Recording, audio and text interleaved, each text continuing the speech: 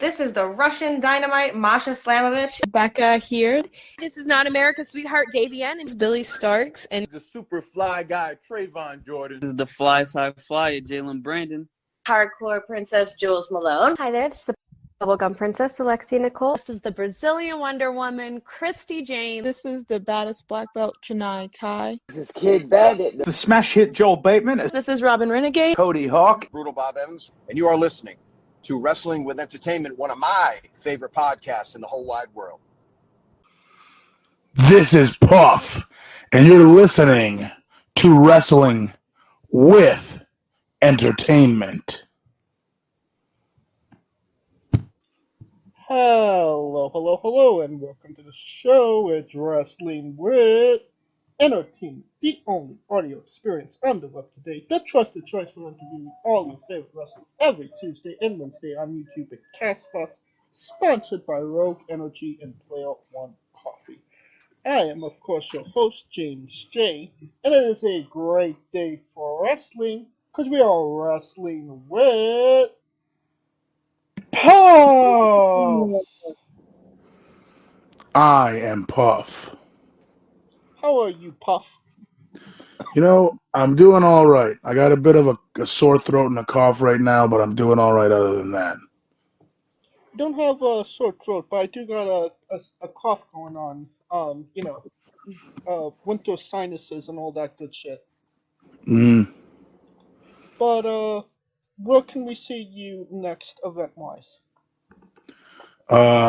Next event-wise, if this is coming out on Boxing Day, come down to Toronto, Ontario, and go see me wrestle at Greektown for Greektown Wrestling. If you're in the Toronto area, 310 Danforth Ave. There's a big church, and that's where it's going down. A big church. That's not the Barrie Wrestling Church, right? No, it is not. That would be for Barrie Wrestling. Okay. This is Greektown Wrestling. Okay. And where can we find all things Puff on social media and merchandise? Social media, find me at Puff is God on Instagram, Puff the Wrestler on Twitter, Puff on Facebook, I guess, and twitch.tv/Puff the Wrestler. I stream on Twitch somewhat often. Okay. And merchandise? I don't have a merch store. Just shoot me a DM and I will send you plenty of merch if you are interested. I've got all sorts of stuff at various price points. Okay.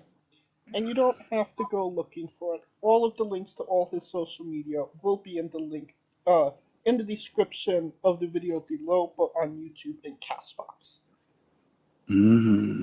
Alright. Speaking of Greektown Wrestling, you actually wrestled Too Cold Scorpio for Greektown. And you actually have a W on Too Cold.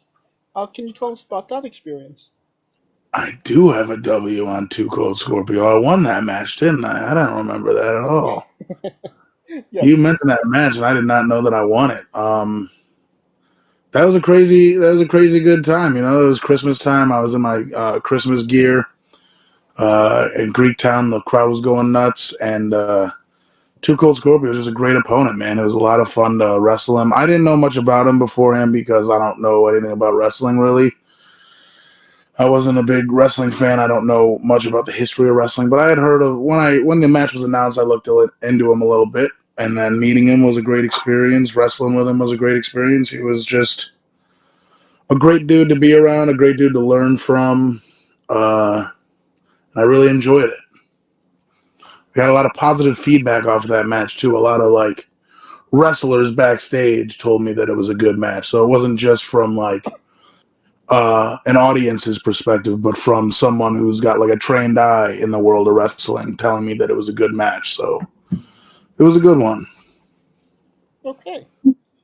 And you did get to, get down with Too Cold more than in just in wrestling-wise.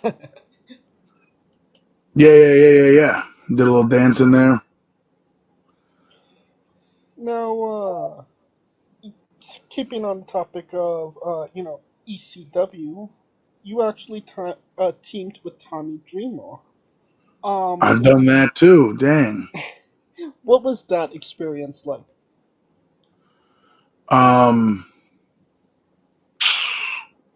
It was fun. That was a Jingle All the Way match, one of my Christmas specialty matches. It was at the Every Time I Die Christmas show in Buffalo, New York, my hometown. And it was myself and Tommy Dreamer. We went out into the ring and had a bit of a disagreement on who was going to be the next real life Santa Claus, because Santa Claus was retiring. And I thought it should be me. Tommy thought it should be him. But then a bunch of angry elves came out and also disagreed and thought they had been putting in more work, so that they should become the next Santa Claus. But it boiled down to we disagreed with them. Me and Tommy decided to team up, and we had to beat up a couple of elves. And they kept multiplying. There were so many elves that showed up. It was crazy. But me and Tommy made it happen. Had a good time. Ate some candy canes, drank some hot chocolate. It was a very merry time. Okay. Now, you appeared on AEW Dark against the Butcher and the Blade. Maybe on the weirder side of the wrestling spectrum, during the pandemic. But still, what was that experience like? That one was all positive. It was a great time. The Blade is someone I attribute to training me. He's a mentor for a lot of things in life besides just wrestling. He's a good role model to look up to when I started wrestling. And the Butcher was one of my closest friends at the time. So I was very familiar with both of them, and being able to get in the ring with them on such a larger stage than just I had wrestled them both before at many different independent shows, but being able to do it in an AEW ring was very cool. And it was just a great time. I enjoyed my time there. I was down in Jacksonville for a few days, did a few different things on different tapings. I came out on Dynamite trying to be Kip Sabian's man. I thought I was going to be his best man, but that Miro guy came out, and I guess he was already taking the part, so it was kind of a bummer to me. But other than that, I had a good time, I mean, you did make a return to AEW more recently. You ran into MJF and Adam Cole in the gym, no? I did indeed. Apparently they had a whole camera crew with them. I was just trying to work out, but I got a bunch of phone calls and texts and tweets saying that I was in the background of something, and it turns out they were just making fun of me trying to better myself. It's really uncool on both of their parts, to be honest with you. Oh, yeah. Yeah. After the Butcher and Blade match at Daly's place, was anybody coming up to you backstage giving you advice? Yes, actually. Immediately afterwards, we were greeted by Christopher Daniels, the fallen angel. He came up to us and gave us some advice. But then later on in the day, I ran into Brody Lee, and he's from the area. He was from Rochester. I'm from Buffalo. It's about an hour drive, but I had met him before. He helped me be able to do extra work for WWE when he was in WWE at the time, and then when he was, I believe he was injured or something, or not. He was still in WWE at the time. He came down to our school in Buffalo, Grapplers Anonymous, and ran a seminar, and that was very insightful. But then, so I knew him a little bit, and then now he was in AEW, and being able to catch up and talk to him, and then he came up to me after the match because he was a guy who, every positive thing you've heard about him is all true. He was a great dude, and yeah, he goes out of his way to watch your matches. He cared enough about me to watch my match and critique me on it and tell me anything I did wrong or how I could fix it, give me constructive criticism on it, and it meant a lot at the time, and it still means a lot. It's just a kind gesture from a dude who totally didn't have to do that, but he did, and it was nice. It was very nice. Absolutely. Definitely, one of the better, a great person in, the wrestling community. Mm. That being said, being in an AEW, I do usually ask this question: how is the catering? I'm trying to think of the catering then. That was a long time ago. You know what? Let me speak to it. I'm sure it was great then, but I kind of forget about it. It was like 4 years ago, I think, at this point now, right? No. Yeah. It was, like probably 3 years ago, right? It was September 2020. So it's been 3 years. But, yeah, more recently I was backstage at AEW, and let me tell you, they had some great-ass catering, man. They had what was it? There was something that was really good.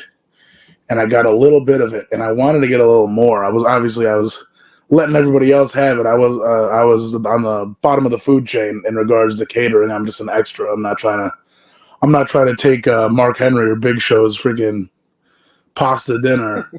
But damn, there was something they had. It was brisket. That's what it was. It was brisket. I don't usually like brisket. I'm just not a fan of brisket. I don't know what it is about brisket that I don't usually like. But I grabbed a little piece of their fucking brisket, and it was like melt in your mouth, like insane. So good. And then I went back to get more of it, and it was gone, and that was disappointing. But it was very good. They had a bunch of shrimp that was really good. I don't know. They had a lot of good food, you know? It's a big company, and they got nice chefs that are busting out a bunch of food to be able to feed a company with a big road crew. You know, they got a lot of production people, they got a lot of talent, they have a lot of backstage people, and obviously they're all working all day. They need to eat, right? And they set it up pretty nice for them. You know. Oh yeah. Hell yeah. Now, going back to the match with Butcher and Blade. Obviously they went over in that match. Do you feel that it was kind of payback for when that time you pulled the Butcher's dick off? I think so. Yeah, probably. They were probably trying to get a little bit of revenge for that because, I did that, and he probably had a little bit of a vendetta, against me ever since then. Because after that, he got a nice girlfriend. Turned fiance now. I'm pretty sure they're engaged, and I'm sure she's not happy about his absence of a hog, down there. So he's probably doing it for himself and his fiance, who is not too happy about not what two adults might do on their own time, Yeah. And the absence of that really hinders extracurricular activities, So I'm sure there was a bit of anger, but he wanted me to train for that one match, and that's how it ended up. Things happen, It wasn't planned; it just so happened. I won't give context as to how it led to that moment, because don't need to talk about that. No. But how does it come up? I'm going to pull your dick off. Is that your idea? Is that his idea? Like I said, it was no one's idea. It just a moment happened. I got my hand on it, and there was a strength exchange, and accidents happen. Okay. Well, this wasn't an accident. That time you put Megabyte Ronnie's head on a barbecue pit. Can you tell us about the barbecue brawl? That was a product of the pandemic. Everyone was doing or attempting to do some sort of wrestling and entertainment during the pandemic. So I was hanging out and working out with Megabyte Ronnie a bunch over it was 2020 It was like the later half of 2020. So it's summertime. We're outside, busting out workouts, and yeah, I don't know. We put together this cinematic match where we fought on the 4th of July. It started out like it was just going to be a barbecue, and we had a disagreement about what were the superior hot dogs. I was representing Salen's hot dogs because they're a Buffalo staple. He obviously was representing Nathan's hot dogs because he's a competitive eater, and that's the sponsor. He can't eat any other hot dogs than Nathan. So two wrestlers arguing usually turns into something along the lines of a wrestling match, and that's definitely how I would describe the barbecue brawl, something along the lines of a wrestling match. Okay. Now, was this something that you came up with, or is it something that Ronnie came to you with? I would say it was a group effort. We were talking about coming up with something, and then we kind of like just brainstormed how we'd want to do it, where we would do it, and I definitely felt like I maybe took the reins a little at like from a directing standpoint, like camera shots and whatnot. But other than that, yeah, it was definitely a group effort putting that match together. Okay. Can you tell us about your tag team partner, your relationship with Pretty Ricky? Pretty Ricky Wilde is the Brantford Rattlesnake, the big smoocher, one of my favorite people on the planet. He's my best friend, and he's a phenomenal professional wrestler. Entertaining, unique, creative, charismatic, and just overall wonderful. I couldn't ask for a better friend. I couldn't ask for a better tag team partner. He's just an overall great human being that I love, and every time I see him, I'm happy. Every time I talk to him, I'm happy. It's just a great relationship we have. What's a pet peeve about Ricky that you just don't understand? Oh, man, I don't know. A pet peeve? I don't really have pet peeves about Ricky. Maybe he kisses too many people, and maybe it a lot of times it works to his benefit, but sometimes it works to his downfall. So you gotta maybe kiss a little less, or maybe kiss a little more. I don't know. I don't know where the sweet spot is, but there's somewhere in there.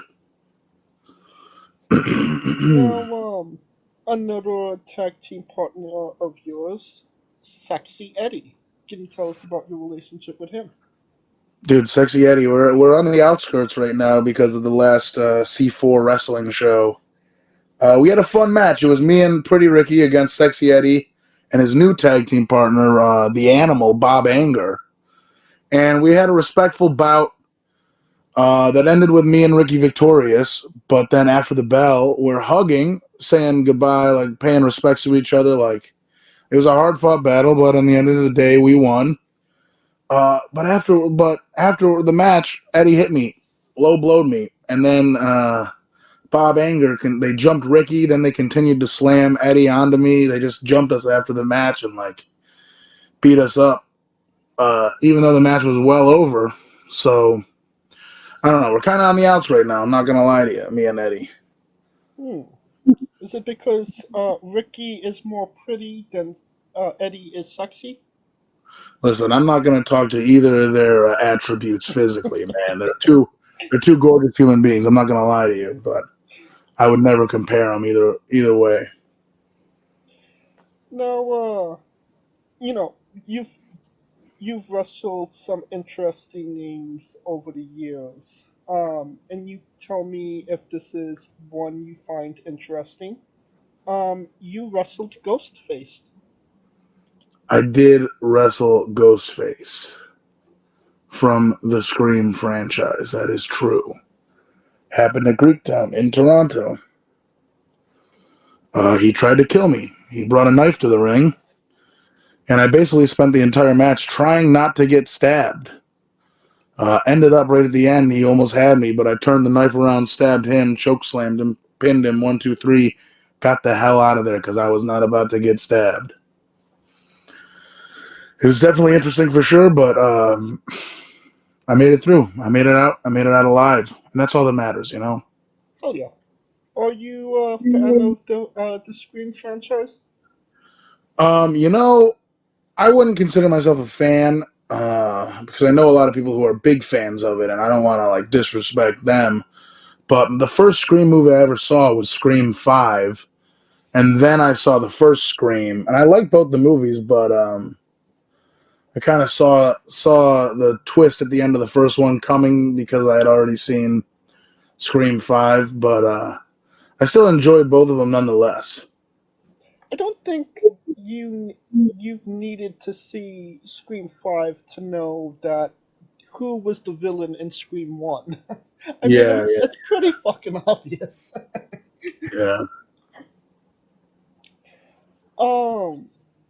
Now, this last June, you actually took a trip to the UK for the first time. I did indeed. What was that experience like? It was great. I got to see a lot of sights. I got to visit Italy. I got to visit Richmond, which is the setting for probably my favorite show of all time, Ted Lasso. So that was very nice, very emotional. I got to wrestle a little bit, which is always cool and a good time. And yeah, I mean, being able to travel is fantastic. I would have chose a different place to stay. I stayed in Newport, Wales, which was an all right place, but man, it seemed pretty dead a lot of the time, and far away from a lot of things. I would have picked a more central location the next time I go to the UK. But overall, it was a great time. I tried some good Indian food. I tried some good Italian food. I had an Aperol Spritz. I'm not a big drinker, but I figured time and place, why not try this beverage that I hear so much about? I'm in Venice. I was in Venice at the time, so I was like, you know what? Let's take a sip. It was all right, but I preferred the Pepsi Twist that I had with me as well. I went to a grocery store in Italy, and I couldn't believe it because about a month beforehand, I tweeted about how Pepsi Twist was discontinued in America. If you don't know what Pepsi Twist is, it's just Pepsi with like a lemon Pepsi flavor, like Pepsi with lemon in it, and it was the best. It was the fucking best. A nice Diet Pepsi Twist is delicious, but it got discontinued so long ago, and I was reminiscing about it like a month prior, and then I'm in a grocery store in Venice, Italy, and what do I see but a big bottle of fucking Pepsi Twist.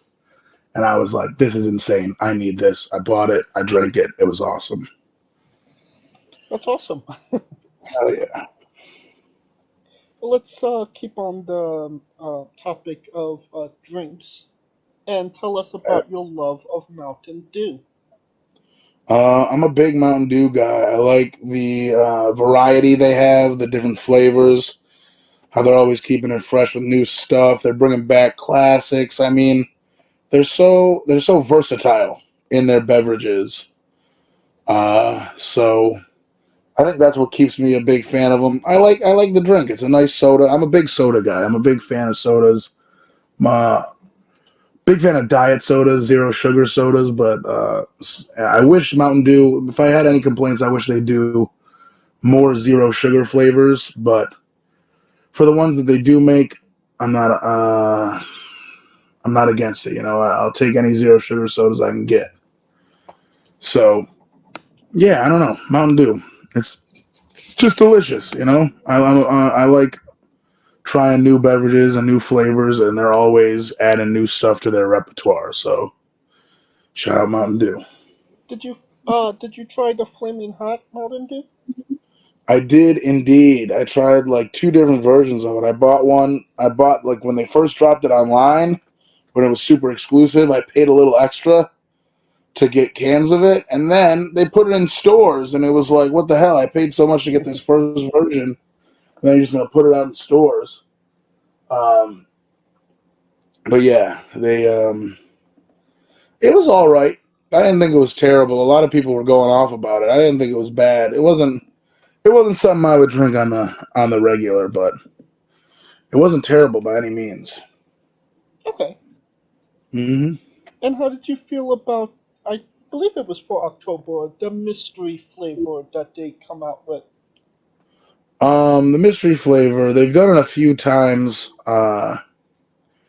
and I think it was like the 4th year they've done it this year, or maybe 5. Maybe they've been doing it for 5 years with these mystery flavors they put out every Halloween. I think they're always good. I like them, and I like that they've been doing them in zero sugar the past few years. They do zero sugar voodoos now. And like I said, I usually don't hate any beverage, especially a zero sugar Mountain Dew. So I was all about it, you know. I'm always curious as what the flavor is. I never guess correctly, but I think this last one they announced was the cherry airhead flavor, and I didn't think it tasted like that, but it wasn't terrible, you know. I liked it regardless. I heard, I know somebody that drank it. They said that I think I'm getting this right. He said it tasted like the Nords candy. Oh yeah, nerds. I don't know. I mean, a lot of people thought it tasted like a lot of different things, but Mountain Dew announced that it was cherry airhead flavored, but again, I don't think it was that flavor. I don't know. No, I should get replicated it. Now, one match that I found interesting that you did was a no-ring light tube death match against Frank the Clown. I definitely did that. It does seem like you're not necessarily a deathmatch wrestler, so can you tell us about that match? Absolutely not. I am not a deathmatch wrestler. I'm very afraid of getting hurt. I don't like to bleed. I'm afraid of glass. And I think Frank the Clown felt the same way. That was the thing. We were in a single light tube death match. I'm trying to remember how that match went. I don't know. We kept trying to pick up a light tube, but we were avoiding it as much as we could because we didn't want to get hurt. We fought around this building in Texas. It was in Texas where it happened, Dallas. But yeah, I mean, we were trying to avoid as much glass as possible, and people had already had some death matches in the building, so there was glass everywhere. So I was like, get me out of here. I think we ran out of the barricade where all the glass had been broken, and we were trying to not get cut up. And then by the time we finally got the single light tube for the death match, I think Frank tried to hit me with it, but he busted it on something that was behind him when he went to swing it. But then either way, I think I won that match. I don't know if I won that match or not. I did? Hell yeah. I don't remember what I won with, but I'm sure it was great. Yeah, no, I definitely am afraid of light tubes. So, no death matches in your future? No, preferably not, no. Okay. Now, you were on PWI's Top 500 in 2018 and 2019.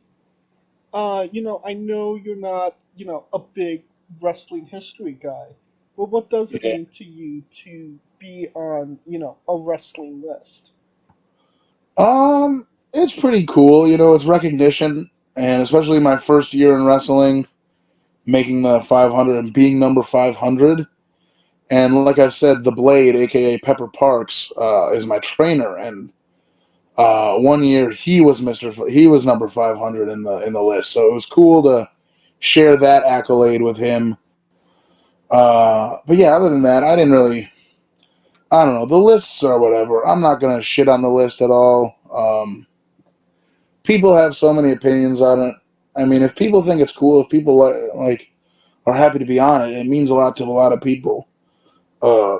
Great for them. Personally, I'm just like, it's cool. I mean, it's recognition. It's being able to see your name in print, especially in something that you're doing. So it's cool overall, Right. Can you tell us about your singing promos? Oh man, I haven't done one in a while, but yeah, I would just those were promos where I was like just getting my creative juices flowing, thinking about the matches that I had coming up and trying to fit my thoughts into a song. I would parody a popular song or and maybe not even popular. Just however I could fit my thoughts into the same structure as a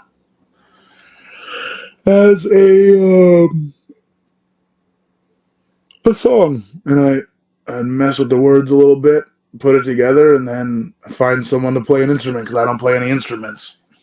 Don't you play ukulele?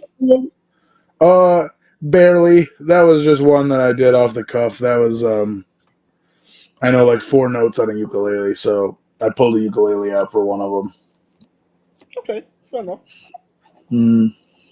Will we see the return of the singing promos? I'll say maybe. It depends on if it strikes me. They don't happen often. Just when like my mind and my creative juices start flowing when I see something. So I can't give you a definite yes, but I will not give you a definite no. Okay. I think it's a good time for Puff's Bizarre Adventure. You're a pro wrestler that goes up and down the roads, and weird, crazy, and bizarre things are bound to happen. Can you tell us a road story that fits that description?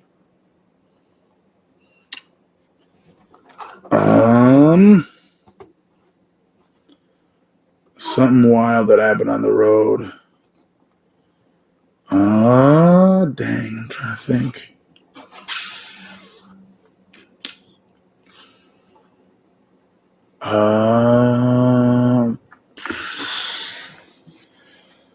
That's a rough question, man. I'm trying to think of something that could have happened on the road. Dang. My brain is so bad at remembering things. What happened this weekend? I'm trying to think if there's something that... I have a lot of stories about... I travel into Canada a lot because as an American, I'm from Buffalo, live in Buffalo, right, but I'm very close to Canada, so I travel to Canada often, and we run into a lot of BS at the border. They are always like, even though it's completely legal and allowed for Americans to wrestle in Canada, they're always giving us grief about traveling and wrestling in Canada, So even this weekend, I get a lot of weird border guards that like just they don't understand what wrestling is and that it's entertainment and it's classified as that. Right. So they'll pull you in to the border and try to ask you more questions and go through all your bags and search your car. And one time I was traveling with a buddy, Kevin Bennett. He's another Buffalo brother. And we're pulled over in the border. They're searching through all our bags and whatnot. And Kevin Bennett has 8x10 photos of himself in one of his bags. And we're standing there waiting for him to go through the car. And we're sitting there talking, waiting. We're bored. We're annoyed because we know we aren't doing anything wrong, but they're just like kind of wasting our time. And out of nowhere, we're sitting there and we look up. And one of the border agents is just staring at us. With a shirtless picture of Kevin Bennett in her hand, trying to get us to explain why we have this, and then it's just like people like to buy them. They're autographed pictures, and she was just like gave us the weirdest look and the weirdest attitude about having a printed shirtless picture of himself. Most wrestling fans would obviously know it's not out of the ordinary. Right. To have a wrestling show, but in the real world, at the Canadian-American border, they find it very strange. It's too cold to take your shirt off in Canada. Exactly. You could tell me if this is a bizarre adventure. Can you tell us about Puffhausen? Dude, Puffhausen, that only happened one time ever. It was in Chicago. There was a team of Danhausens that had to face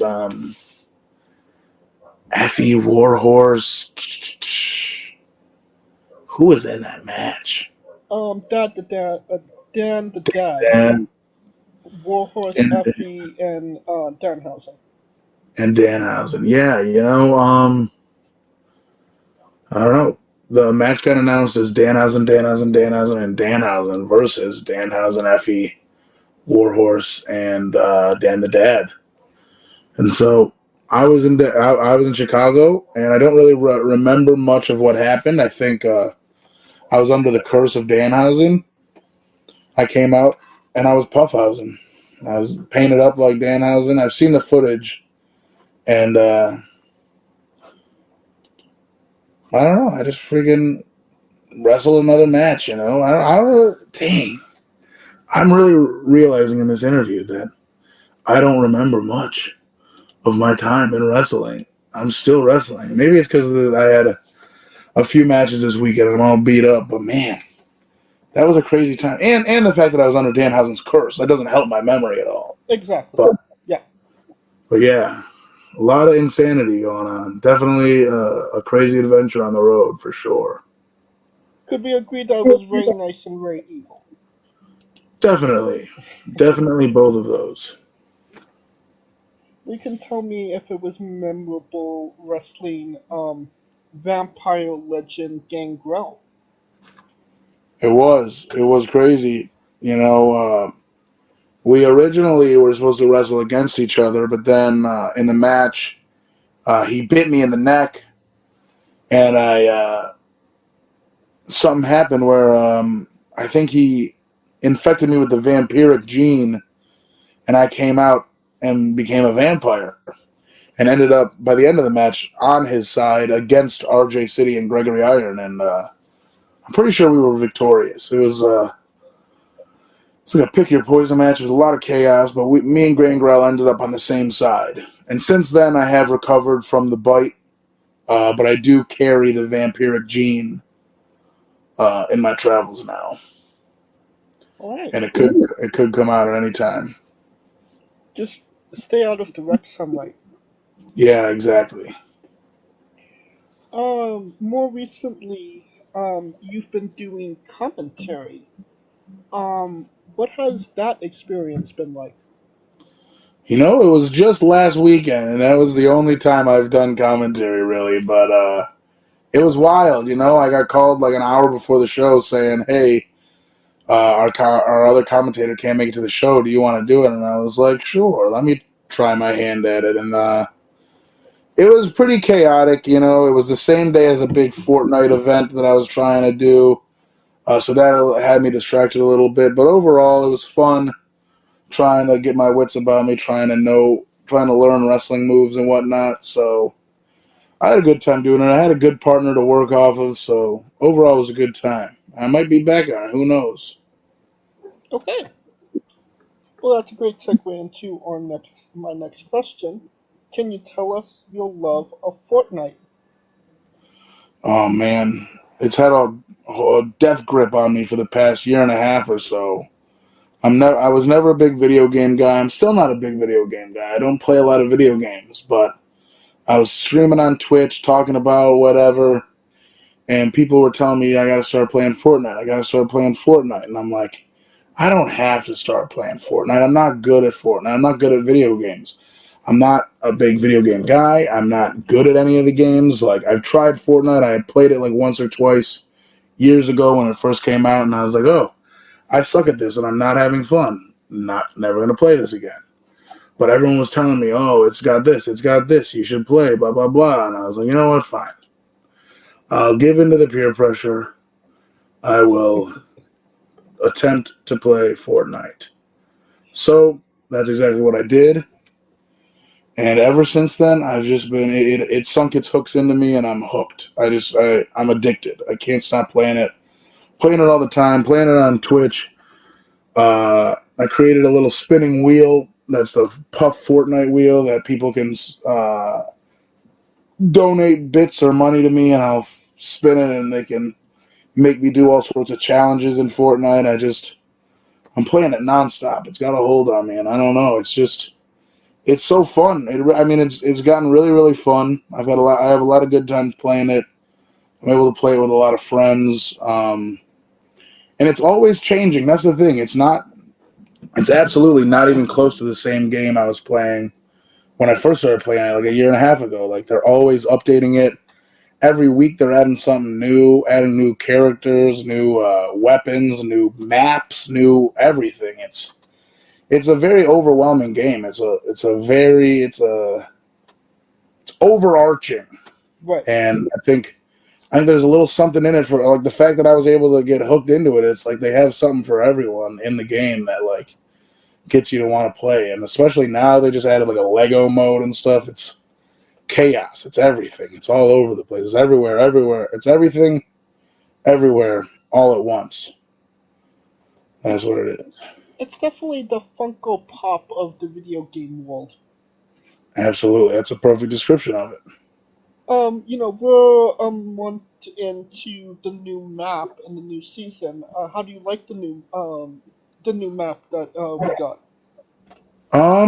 I like it so far. I really haven't been able to explore it. I've explored a little. There's parts of it that I don't even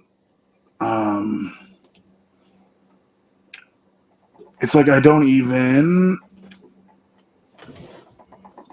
I don't even have, like, discovered yet. That's what it is. God, I couldn't think of the word, man.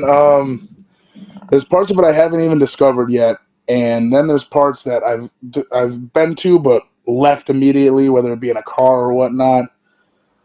I spend a lot of my time at whatever the location with Peter Griffin is, because I'm not a fan of Peter Griffin. I'm not a fan of Fortnite, I'm not a fan of Family Guy, and him being in the game has upset me. So almost every game I've played, I land there and attempt to kill him. So that's what I've spent a lot of time in the new map doing. But hopefully soon I've had a lot of shows this month. Ever since they dropped the new map, I've been very busy, unfortunately. And they've dropped new things, so I haven't been able. Like, I've tried a little of the Lego, I tried a little of the festival, but other than that, I've had a lot of busy weekends, a lot of traveling, so I haven't been able to play it as much as previous seasons. But so far, what I've played, I have enjoyed. And what's your go-to skin? I'm all over the place. I don't really have a go-to, I would say. There's no, like, people ask that, and I mean, I guess you could say right now I really like the Eminem skin, the Rap Boy, where he's got the mask on. He looks like Robin from his "Without Me" video. That's what I've been playing a lot as. But just today, I unlocked the Weekend, and I played 2 games, so I wouldn't say he's my main skin. But man, there's just so many to choose from. I've gone through phases where I like one skin and I'll play as that for a long time. I'll mix and match a back bling with a character and think that looks really cool and play as that for a long time. Then there's times where I'll pick a skin that I like, but I keep losing with it, and I'm like, oh man, maybe the skin is cursed, and I stop playing as that, and I go to something new. It's just always all over the place. So I don't really have a main one, but I like, I'll say I like Cable from X-Men. Yeah. I like that skin, especially paired with the Hulkbuster gloves, but the Iron Man version of the Hulkbuster, or Hulk hands, but they're Hulkbuster hands. Yeah. That I really like. I like the Eminem skin, and I like Bash. Bash is a big unicorn dude with a few different styles. I like that skin, so I'll give you those 3. Okay. Yeah. Was it cool when somebody made you in Fire Pro Wrestling? Oh yeah, definitely. I love when anyone makes me in any video game, like being able to play as myself in a digital world. I think it's super cool. Like people have made me in the 2K WWE games, and every time I see someone make that, I think it's really cool because it's like they spent their time and dedicated to make something that represents me in a video game to play as. So I always think that's really cool. Okay. Now, can you tell us about security camera selfies? Not really. I've done a couple of them, but I wouldn't say they're a staple of my a staple of my life. I just, there was a time where a few weeks in a row, I kept taking pictures with my friends and security cameras at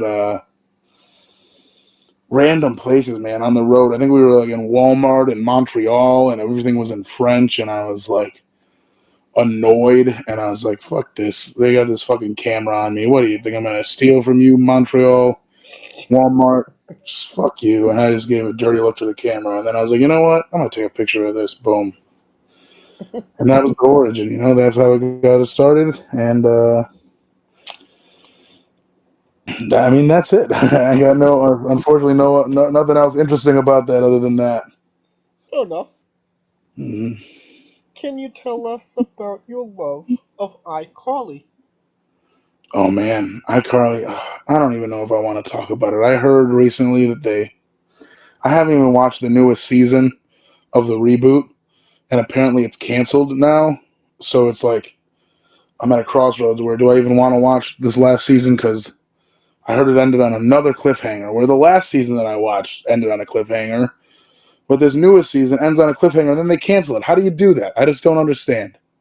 It's very upsetting. But the original seasons are all awesome, I love iCarly, I love Sam, I love Spencer, I love Carly, I love Freddie. It's just a classic TV show. It's very funny. Even now, it holds up, What's your favorite episode? I don't know if I would call it my favorite, but there's an episode that always has stuck out to me because I remember watching it when it first aired, and it was so terrifying. It was the haunted hotel one, or not hotel. It was the haunted room in their apartment building. Yeah. They did a Halloween stream where they streamed from a haunted room in their apartment building, and I remember it being so terrifying and like, well, how did all these things happen? Even at the end when it's all better and they explain how the things came to be, I was still like, damn, this is spooky. I don't know. I was pretty young, and I was like, there's some spooky stuff going on, man. Yeah, and I haven't watched the new series, the reboot, mainly because there's no Sam. I mean, you can't do iCarly without Sam, in my opinion. Yeah, I 100% get that, and that's the thing. I really do wish Sam could have made an appearance on it or anything like that, but after reading Jeanette McCurdy, the actress who plays Sam, after I read a bit of her book, I still haven't finished her book. But man, it's a sad tale of what she went through being on iCarly in the first place, so I completely understand her not wanting to be part of it, and it like bringing up bad memories for her, so yeah. I'm always on the side of Jeanette McCurdy when it comes to that, so it's like, I wish selfishly that she had been on it and been a part of it, but I completely understand why she wasn't. I get that. Mm-hmm. All right. Can you tell us about your love of Billy Joel? How do you know about my love of Billy Joel? Dude, I've been a lifelong Joel fan. Ever since I was little, I've been listening to Billy Joel. I've been lucky to see him. I've seen him twice in my life, which is crazy. But yeah, I don't know. Billy Joel, Sir William Joel. He's a freaking man. He's always rocking and rolling. He's a legend of Long Island. He's Billy the Kid. I don't know, man. Billy Joel's great. I love his music. I've loved his music my entire life. He's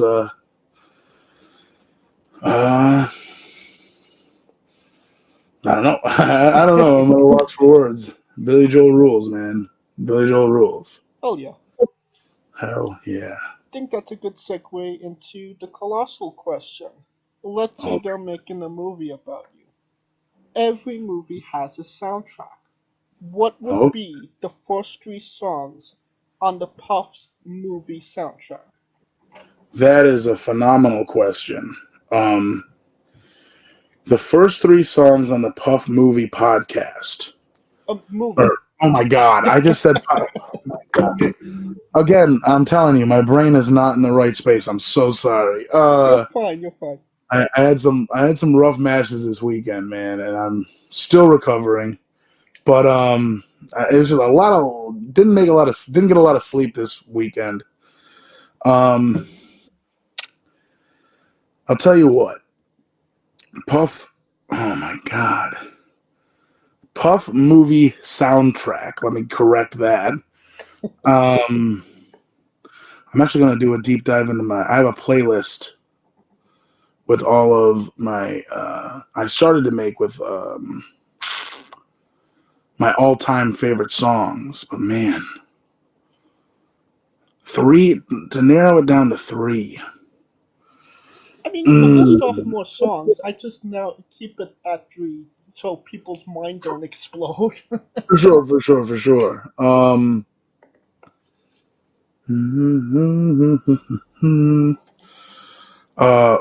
for sure. The first song that came to my mind when you first asked this question is going to be "No Hard Feelings" by the Avett Brothers. Okay. The Avett Brothers are my favorite band of all time, and that song is not even my favorite Avett Brothers song, but it's a lovely and beautiful song that it's just incredible, and that's gonna be in the Puff movie. Okay. No matter where, when, or how, whatever, that song is in the Puff movie regardless. Another one. Do I? Ooh.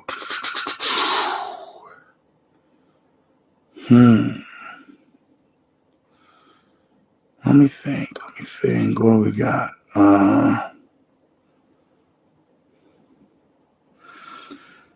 There's probably going to be a Billy Joel song in there. What Billy Joel song is going to be in the Puff movie? Let me think about that. Billy Joel. There's so many Billy Joel songs. You know what? Only the Good Die Young. It's a classic. Only the Good Die Young by Billy Joel. Oh yeah. Put that as number 2. But for a third, do I go with another Avett Brothers song? There's going to be a lot of Avett Brothers songs on the Puff music soundtrack or movie. Oh my gosh. On the Puff movie soundtrack, there's going to be a lot of Avett Brothers songs. Fair enough. But you know what? Ooh, you know what I'm going to throw in there? It's not an Avett Brothers song. It's a song by Noah Khan. And the song is called The View Between Villages Extended Cut. Extended cut, extended edition, the extended version of The View Between Villages by Noah Khan. So put that down. No Hard Feelings by the Avett Brothers. Only the Good Die Young by Billy Joel. And The View Between Villages Extended by Noah Khan. Boom. Now that we got the soundtrack down, then we... Oh, shit. Hold on. Put this as number 4. If not, take something out of it. I have another song. Yeah. Go for it. Not Ready to Make Nice by the Chicks. That will definitely be in there. All right. Actually, put that as number 2. Okay. And put Only the Good Die Young as number 4. So, No Hard Feelings, Avett Brothers.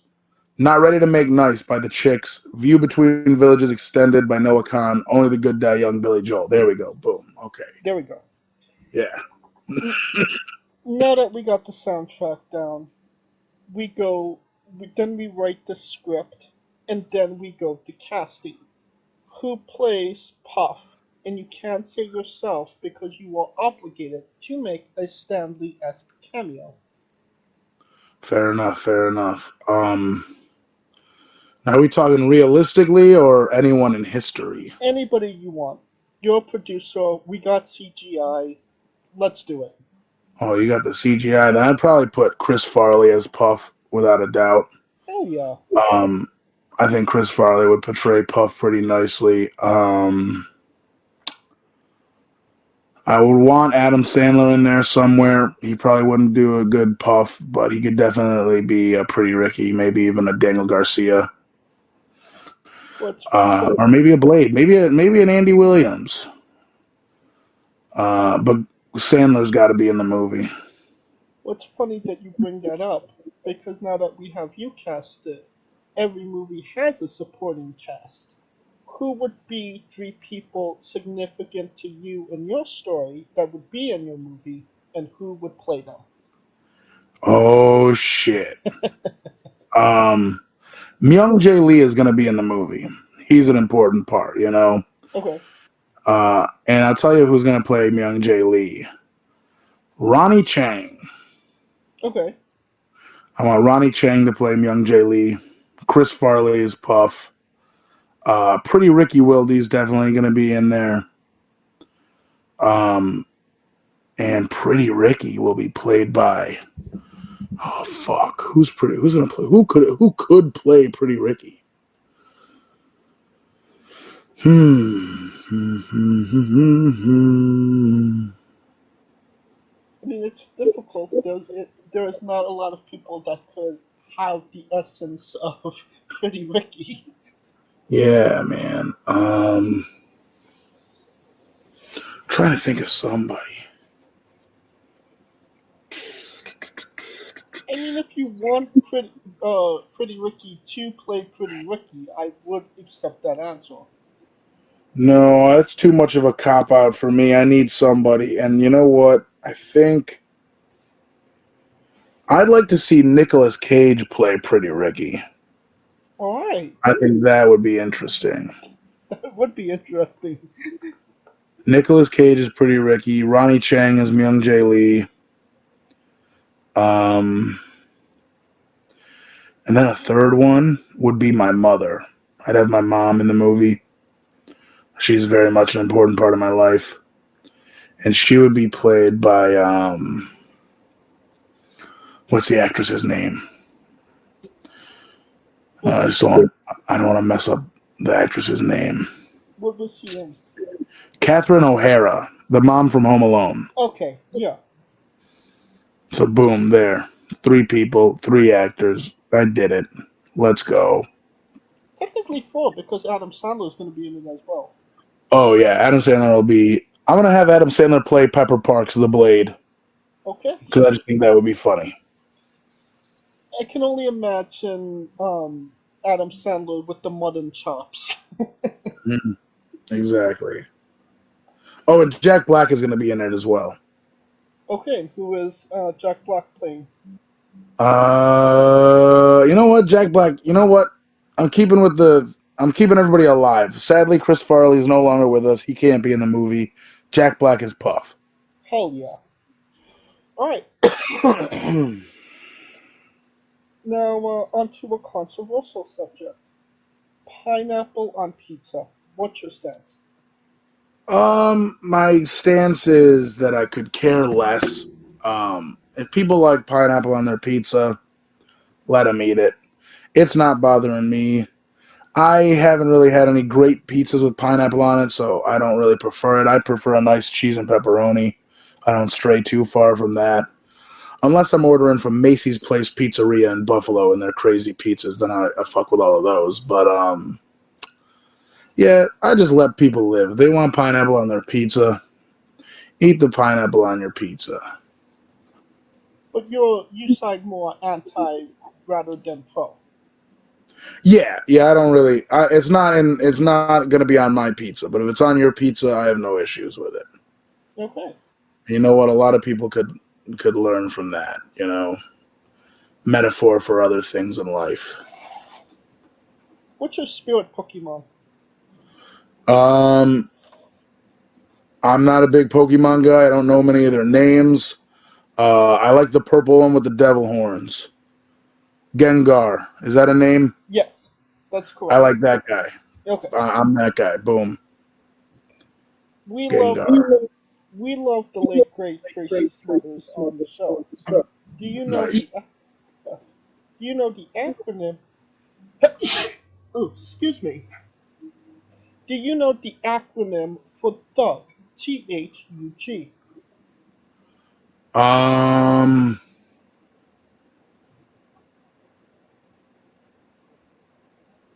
It's okay if you say no. No, I definitely don't know it, but I'm trying to come up with my own. Truly humbled under God. I stole that from some in the news recently. I don't remember it, but truly humbled under God. That's what it means, right? The actual acronym is T is for terrible, H is for hell, U is for ugly, and G is for jail. 'Cause a Doug can't spell. Nice. We love the late great Tracy Smothers trying to keep the memory alive. Now, weirdest question you'll be asked on a wrestling interview, hopefully. Would you ever consider wrestling a Rock? Not Dwayne Johnson, not the country, an actual physical Rock. Sure. If I can make it work, no problem with that. I've seen it done before. I've seen Psycho Mike wrestle a Rock. You know what? No, I would not wrestle a Rock. Never mind. It's already been done, and I don't want to tarnish the legacy of it. Of Psycho Mike versus a Rock. So, no, I would not. And that's actually where the question comes from. Specifically, the Rock that Psycho Mike wrestled in the Tungsten Man match, the Iron Man match that lasted 2 weeks. Yes. Yeah, I'm not wrestling that Rock. Fine. No, and that's specifically where that question comes from as well. Mm-hmm. On a more serious note, where do you see yourself in 5 years? Hopefully Japan. I'd really like to be in Japan in 5 years or less, preferably. Yeah, ideally, I'd like to be living in Japan and I'd like to be wrestling or entertaining in some fashion, whether it be wrestling or something else. Okay. And what is a match people should go out of their way to see that best shows off what you are all about? It's a match from Barrie Wrestling in Barrie, Ontario called the Wild Rovers match. It was a match that, going into it, I had no idea what was supposed to happen. I think I explained it to someone recently as we were set up to fail with no direction and no ideas for the match. We went in and there's 6 people in the match. It's me, Bobby Orlando, Pretty Ricky versus Stratosphere, Isaiah Prince, and Anthony Musso. Bobby Orlando from the New York area, Ricky, obviously, from Ontario, Stratos from Toronto, and Isaiah Prince and Anthony Musso are also some younger Buffalo dudes. And I think this match shows off exactly what I'm about in wrestling and people I enjoy being in the ring with. All together, it is definitely the match that I would say to watch if you want to see anything about me or what I'm about, you know. It was a wrestling match contested under football rules. Oh, football in American football or the Soccer, real football. Yeah. If the match took place in America, I would have not said anything. But because it was in Canada, for sure. Can we find the match on YouTube? Oh, I believe so. Okay. Let me check. Let me look at YouTube really quick.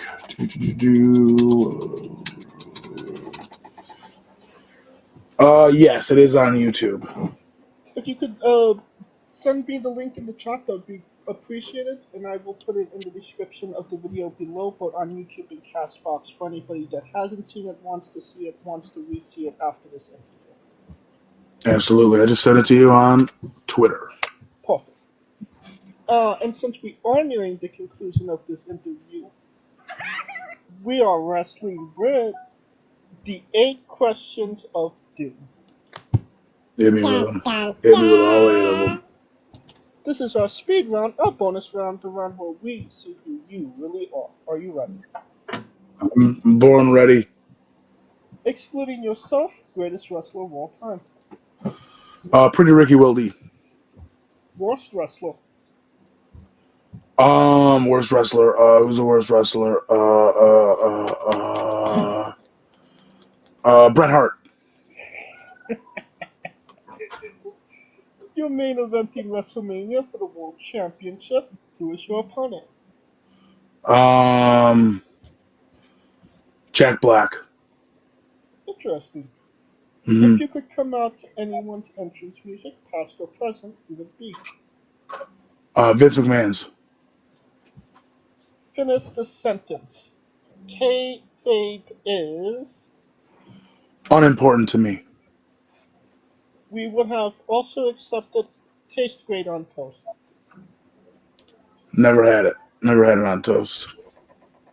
Squash. Vegetable or fruit? Vegetable or what? Fruit. Delicious. So That's my answer. That's your answer. Yes.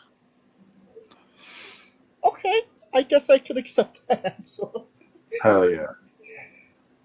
New Japan wrestler Tai Chi. His ring gear gets smaller every year, revealing more of himself to the world. My question, what is the appropriate trunks to butt cheek ratio for ring gear? Can't have enough cheek. So, 75%, 50%? 90-10. 90-10. Okay, there you go. And the last question, the main event, the thing everybody wants to know. Have you ever had a conversation with a stranger in a supermarket about Darby Allin? I have not. And that is the correct answer. Nice.